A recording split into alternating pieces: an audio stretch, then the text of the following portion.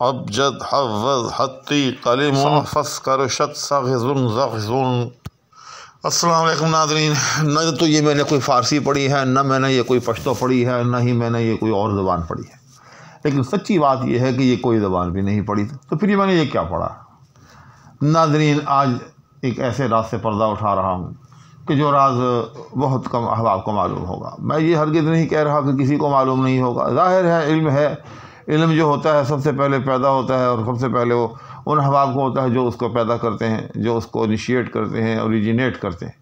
लेकिन फिर आगे से आगे फैलता चला जाता है। लेकिन ये एक ऐसा राज है कि ऐसा इल्म है कि आपको हज़ारों अफराद में से यकीन जानिए कि शायद ही कोई आदमी मिले जो इसको जानता हो। तो ये है क्या नाज़रीन, और ये क्यों ज़रूरी है? तो आपने देखा होगा कि ये जो हरूफ तहज्जी होते हैं, ये हम बचपन से पढ़ते आए हैं, अलिफ बे पे ते टे से। तो इसकी तरतीब क्या है? अलिफ बे पे ते टे से जी चे हे दाल डाल दाल, इस तरह से। लेकिन आपने एक और बात जो है वो देखी होगी अक्सर व बेशतर, कि जिस तरह से किसी चीज़ को गिनते वक्त 1 2 3 4 5 से गिना जाता है, तो बसा औकात मुख्तलिफ़ चीज़ों को गिनते हुए, चाहे वो अशार हों, चाहे वो कोई भी चीज़ हो, उनकी जब नंबरिंग की जाए तो अलिफ बे से भी की जाती है। तो होना तो ये चाहिए ना कि फिर अलिफ बे पे ते टे से इस हिसाब से जो है उसकी नंबरिंग हो। लेकिन ये क्या कि अलिफ बे के बाद जो है वो जीम आ जाता है। हैरत की बात है ना। और फिर चले जीम आ गया तो जीम के बाद तो फिर चे होना चाहिए। लेकिन ये क्या, जीम के बाद जो है फिर वो दाल आ जाता है। अलिफ बे जीम दाल। तो बात यही ख़त्म नहीं होती, बल्कि उसके बाद जो है फिर हे आ जाता है, फिर तोए आ जाता है। तो आखिर ये क्यों है और ये तरतीब कहाँ से जो है हमें मिलती है और इस तरतीब का राज क्या है, ऐसा क्यों किया जाता है? तो नाज़रीन, आज इसी राज से पर्दा उठाने के लिए मैं आपकी खिदमत में हाजिर हुआ हूँ।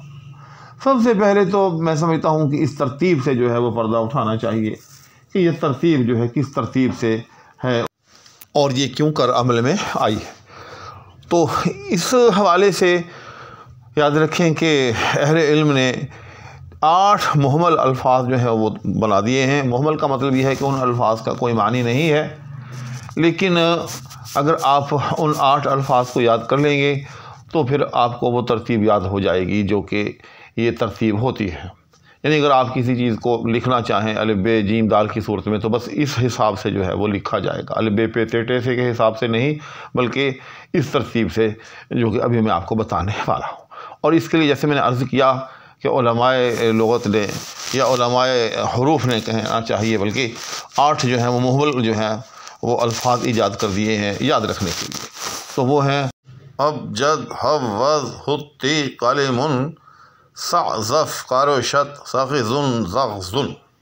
तो आपने देखा कि ये जो मैंने 8 अल्फाज बोले हैं, और ये तकरीबन यूँ समझ लें कि 2 मिसरों की सूरत में है, क्योंकि पहले मिसरे में भी एक गुना 4 अल्फाज आ जाते हैं। यानी अबजद हव्वज़ हुत्ती कलिमुन, तो ये 4 अल्फाज पहले मिसरे में आ गए एक तरह से, और दूसरे मिसरे में सअज़फ़ क़रशत सग़िज़ुन ज़ग़ज़ुन, तो ये 4 दूसरे मिसरे में आ जाते हैं। तो इस तरह से ये एक शेर सा बन जाता है। तो आपने क्या करना है कि अगर आप किसी चीज़ को 1 2 3 या 1 2 3 की बजाय आप उसको आदाद की सूरत में लिखना चाहें, यानी आप उसको अलिफ बे की सूरत में लिखना चाहें, तो फिर आपको अलिफ बे पे ते टे से जीम चे हे की तरतीब से नहीं लिखना होगा, बल्कि इस तरतीब से लिखना होगा। वो कैसे?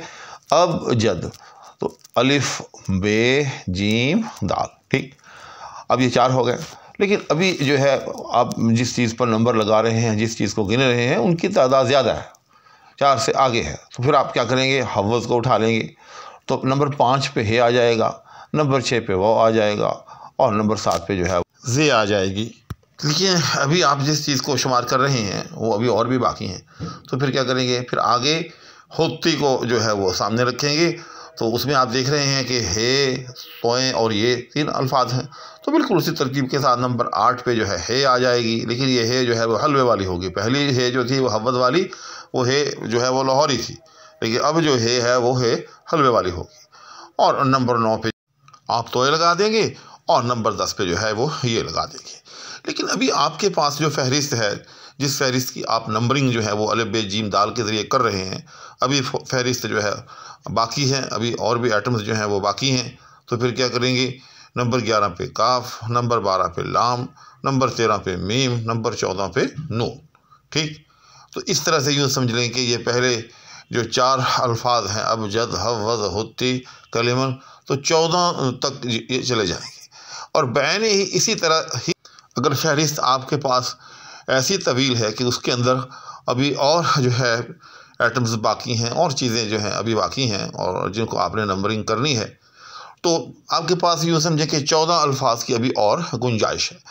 और वो भी उसी तरह से यानी 14 आपने जो है वो नून तक गिन लिए, और उसके बाद कोई आइटम है नंबर 15, उसको आप सीन के ज़रिए ज़ाहिर करेंगे, 16 को ऐन के ज़रिए, 17 को फ़े के ज़रिए, 18 को साद के ज़रिए, इसी तरह से 19 को कॉफ के ज़रिए, 20 को रे के ज़रिए, और 21 को शीन के ज़रिए, और 22 को ते के ज़रिए।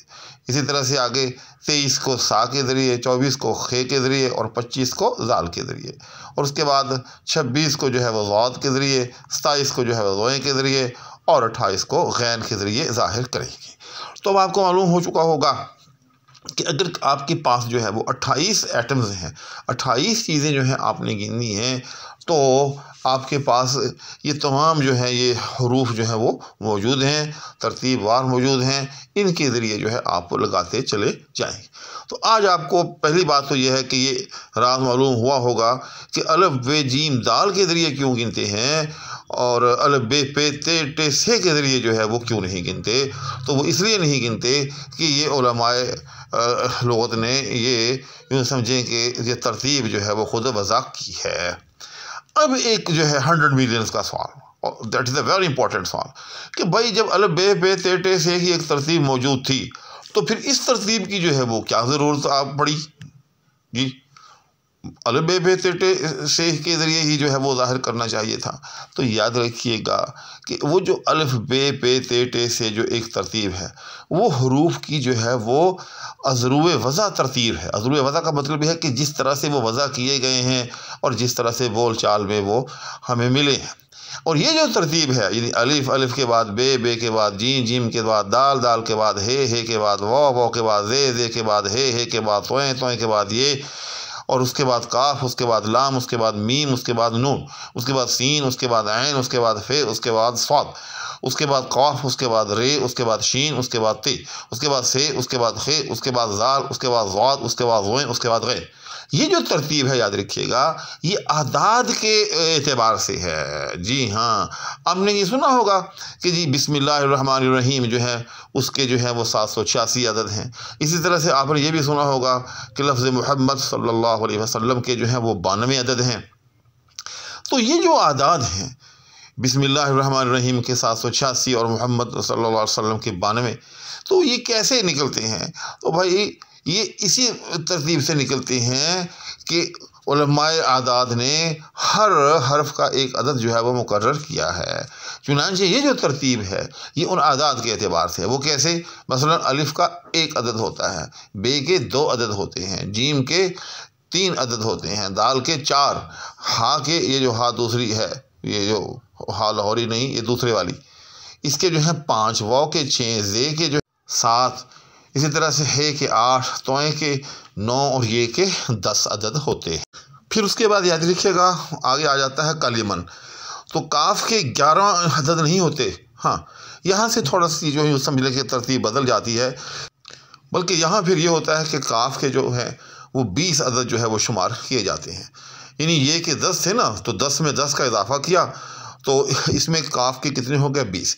उसके बाद फिर 10-10 का इजाफा होता चला जाएगा काफ 2 नुक्तिये तक। हाँ, ये एक मैं आपको फार्मूला दे रहा हूँ कि काफ कश वाले से लेकर काफ 2 नुक्तिये तक जो है वो 10-10 का इजाफा होता चला जाएगा। वो कैसे?